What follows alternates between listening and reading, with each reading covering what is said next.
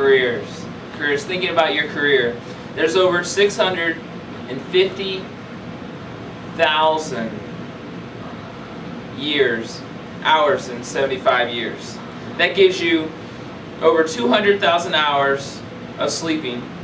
That gives you 128,000 hours for working.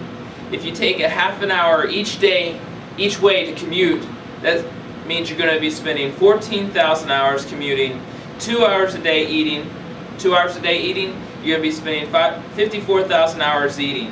That comes out to 25 years sleeping, 15 years of working, or whatever you would be doing for your career, 1 2/3 years commuting, and 6.5 years eating. That leaves you with just a little over 200,000 hours to do with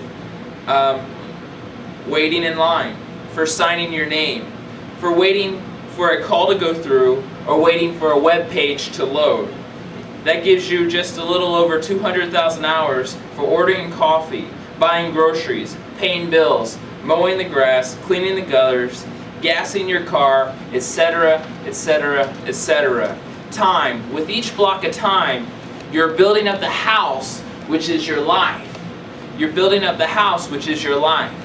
Your career is such an important piece of your life, such an important piece of that block of time, because it's going to affect so many other areas of your life. In fact, it can affect the way you build your house. Paul tells us in 1 Corinthians chapter 3, verses 9 through 15, that the way we build one day will be tested by fire, and only that which lasts through God's holy fire will have been worth the time. And time is unrelenting. Time is unrelenting. That is why I believe that in your consideration of time, that's the first place to start in regards to your career decisions. How is it going to affect the way you build the rest of your life? What is this block of time going to look like for your 75 years here on planet Earth? And how will that career, whether you have 5 years you want to spend in a career, whether you have 25 years you want to spend in a career, whether you have 40 years you want to spend in a career, how will that each day, how will that breakdown of hours for each week affect the way you build the rest of your life? And just to remember that you need to be redeeming the time because the days are evil. Also considering careers, I have 2 points.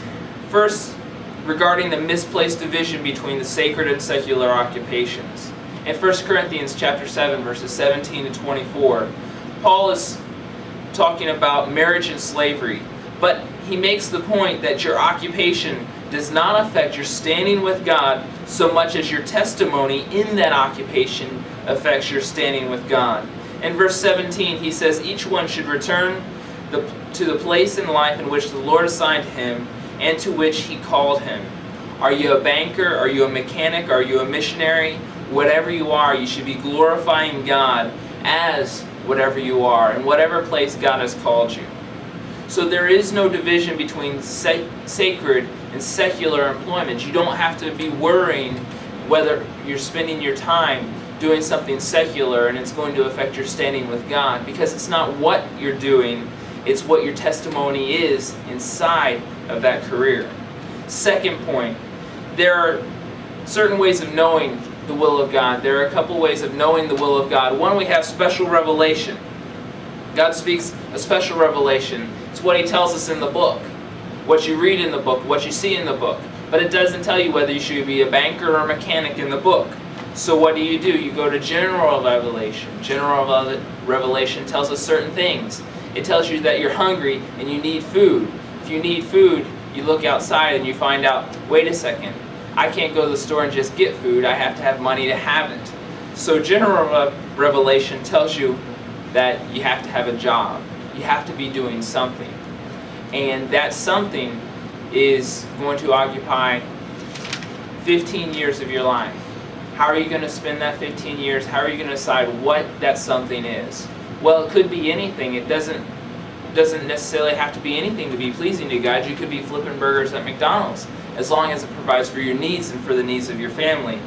But we have a tendency to want to do what God has called us to do and what He's spoken to our heart.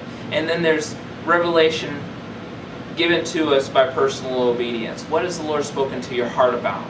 Have you spent time in prayer?